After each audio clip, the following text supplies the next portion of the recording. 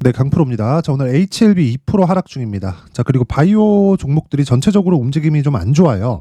셀트리온 같은 경우에도 오늘 4%, 뭐 4.8% 이런 식으로 하락 중에 있고, 뭐 관련된 종목들 보면 뭐 한미약품 경우에도 2%, 어저께 한미사이언스 같은 경우에도 상한가를 갔는데 오늘 안 좋은 움직임을 보이고 있습니다. 자, 근데 이렇게 안 좋은 움직임을 보이고 있는 건 지금 시장이 좋지 않기 때문에 그렇습니다. 자, 그러면 시장이 왜 이렇게 좋지 않은지 그 상황에 대해서 일단 파악을 해야겠죠. 그리고 기준이 되는 상황을 잡아야 되는데 그 기준이 되는 상황은요.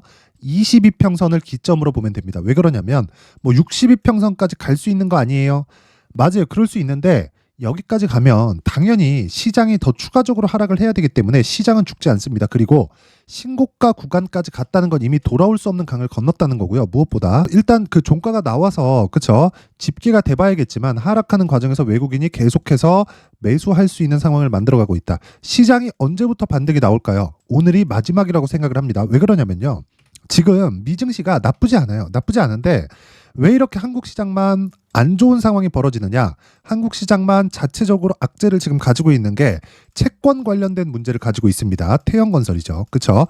태형건설이 어마어마한 기업이라서 그런 게 아니라 태형건설이 무언가 지금 워크아웃에는 일단 들어갔죠. 그래서 일단락이 되기는 했어요. 근데 채권에 대한 문제가 앞으로도 지속적으로 불거질 수밖에 없기 때문에 결국에는 부동산 경기가 좋았을 때 발생했었던 그 부동산 PF들의 문제가 앞으로 터질 수밖에 없고 그런 과정을 지금 증시가 선반영하고 있는 겁니다. 자, 무슨 얘기냐면요. 주가는 미래 가치를 반영합니다. 이게 상승할 때뿐만이 아니라 하락할 때도 마찬가지예요. 그렇다는 건 하락할 때도 주가가 지금 현재 있는 상황보다 그쵸? 더 나빠질 수 있는 상황을 먼저 반영해서 하락하는 거예요. 그러면 우리가 이걸 뒤집어서 생각해 보면 눌림목은 왜 발생할까요? HLB는 지금 눌림목입니다. 근데 눌림목은 왜 발생하느냐? 주가가 올라가는 과정에서 그쵸? 예상 실적보다 훨씬 더 주가 상승이 더 빨라요. 실적은 분기에 한 번씩 나오는데 아니 한 달만 가도 그쵸? 100% 200%씩 올라가는 종목들이 있기 때문에 가격이 더 빨리 올라갈 수밖에 없고 그 가격이 빨리 올라간 것에 대한 부작용이 눌림목으로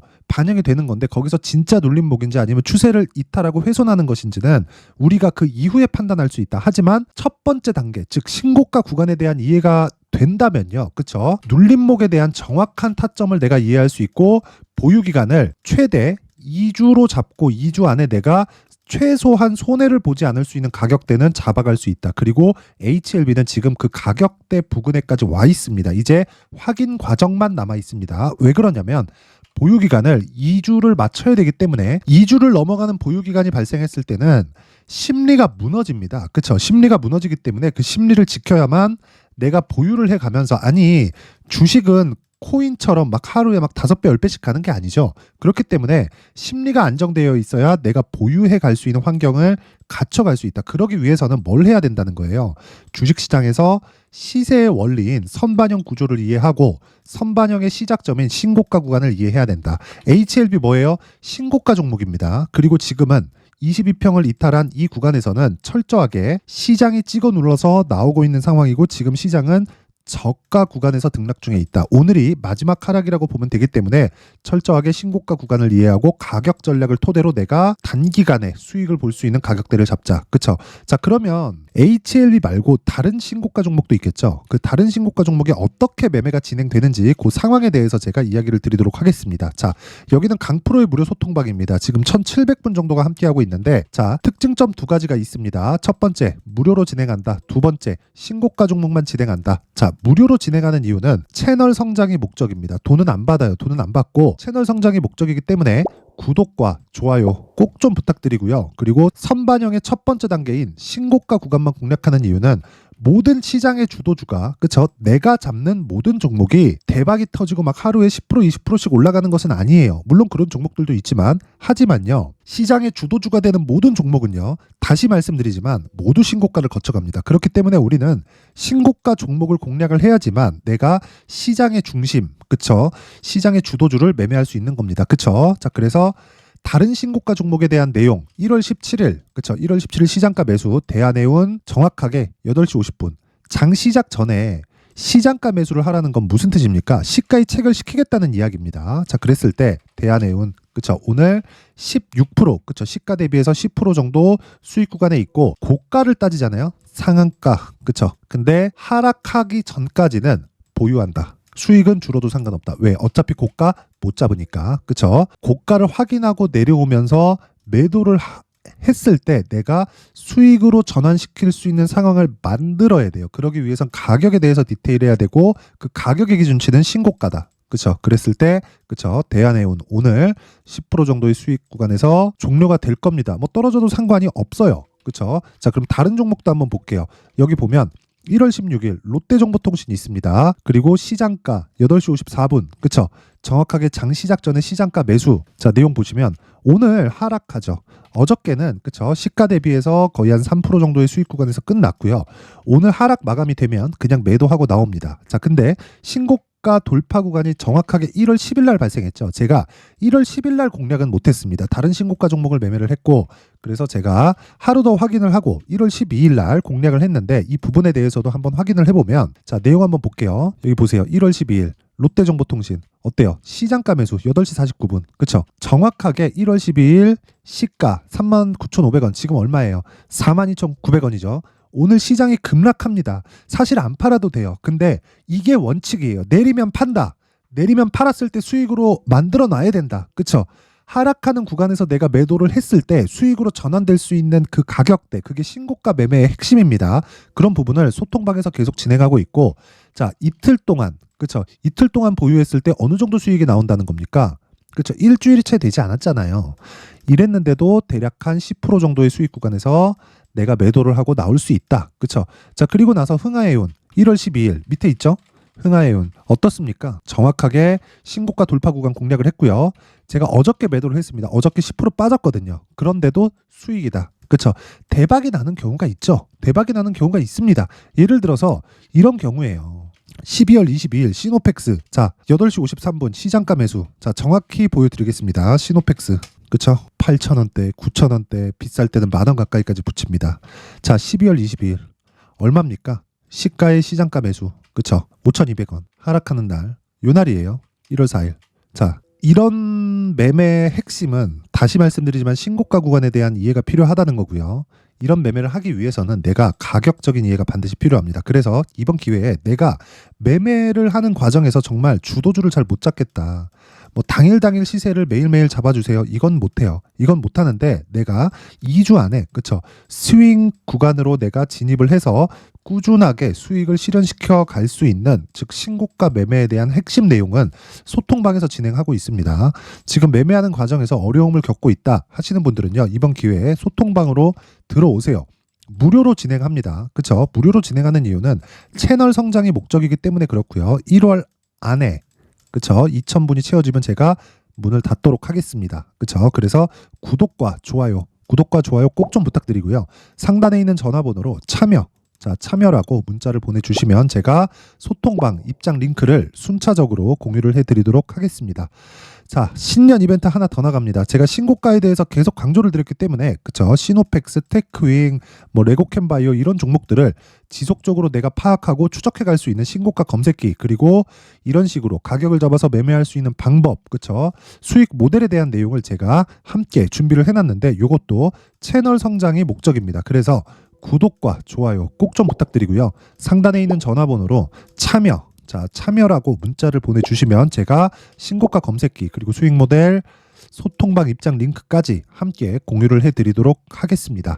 자, 다시 HLB로 돌아와서 보면 지금 그래요. HLB는 이미 신고가를 갔습니다. 그리고 신고가 구간에서 조정을 받는 건 당연한데 22평을 이탈하고 하락하는 이 상황에서는요. 시장이 찍어 누르고 있는 상황이다. 근데 오늘 HLB는 2% 빠지는데요. 코스닥은 2.25%가 빠집니다. 물론 저가 대비해서 보면 조금씩 올라오고 있는데 시장이 찍어 누르고 있다는 이야기를 드리는 거고 시장에 대한 이해를 하기 위해서는 아까 전에 말씀드렸었던 제가 소통방에 대한 부분 다 이야기를 드렸고 입장하시면 되고요. 무엇보다 HLB에 대해서 가격을 보는 건 확인하고 매매해야 된다. 확인하고. 그쵸? 내가 확인하고 반등을 확인하고 매매해야 2주 안에 내가 수익 구간에 들어올 수 있다는 겁니다. 지금 가격적인 부분을 보면 싸요. 근데 이것도 실적을 기반해서 보잖아요. 그러면 굉장히 비쌉니다. 그렇기 때문에 내가 단기간에 수익 전환을 시키거나 그리고 꾸준하게 보유해 갈 수 있는 환경을 만들려면 가격이 낮아야겠죠. 그렇죠? 그러려면 가격 전략이 필요하다. 자, 그래서 그 내용을요. 여기 가격과 단기 보유 전략으로 준비를 해왔는데 HLB는 급등락이 심합니다. 가격에 대해서 진짜 민감하게 봐야 되기 때문에 그쵸? 요 내용을 20페이지에 걸쳐서 아주 상세하게 준비를 해왔고요. 이것도 영상에서 이야기를 드리잖아요. 너무 긴 이야기가 될 수 있습니다. 그래서 제가 이렇게 내용을 준비를 해온 거고 역시나 채널 성장의 목적이기 때문에 구독과 좋아요 꼭 좀 부탁드리고요. 상단에 있는 전화번호로 HLB, 자 HLB라고 문자를 보내주시거나 아니면 숫자 3이라고 문자를 보내주시면 제가 가격 그리고 단기 보유 전략을 함께 공유를 해드리도록 하겠습니다. 자, 항상 긴 영상 봐주셔서 감사드리고요.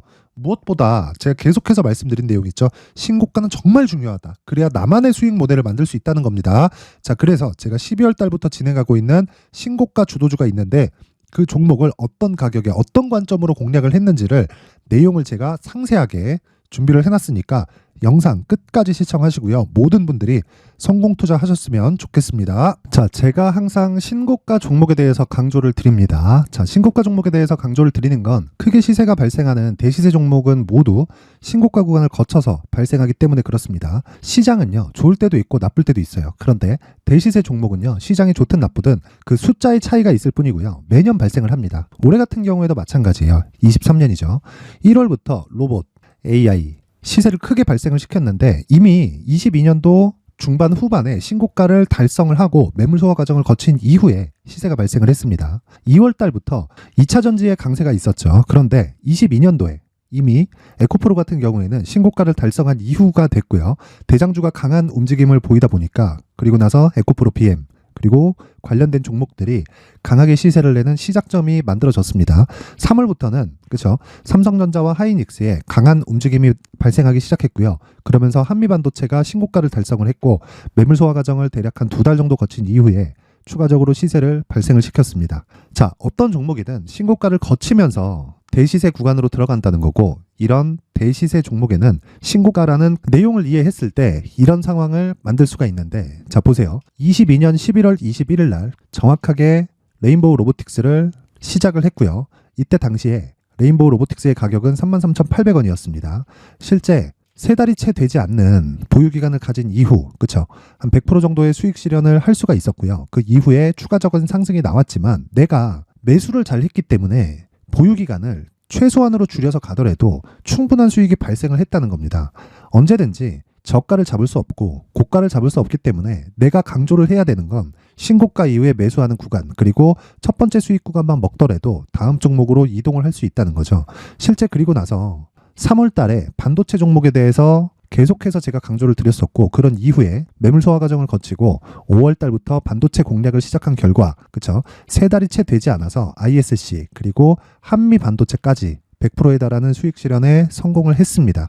그래서 계속해서 강조를 드리는 거예요. 시장은요, 좋을 때도 있고 나쁠 때도 있어요. 그런데 대시세 종목은 숫자의 차이가 있을 뿐이고요. 매년 발생을 한다는 거고 분기별로 나오게 됩니다. 물론 이런 종목을 모두 다 잡을 수는 없지만 지금 같은 경우에는요, 두 가지 내용으로 구분이 가능합니다. 첫 번째, AI 반도체 쪽으로 들어가야 되고요. 그리고 또 한 가지, 내년 4월에 있을 총선 테마가 지금부터 준비되어 있어야 된다는 거죠. 물론 이 두 종목 모두 신고가 종목에 있는 종목을 공략해야 되기 때문에 신고가 구간에서 매매를 해야 된다는 건 어떤 상황에서든 불변의 진리라고 보시면 됩니다. 자, 그래서 제가 AI 반도체 관련된 종목들은 강프로의 소통방에서 같이 공개를 하도록 하겠고요.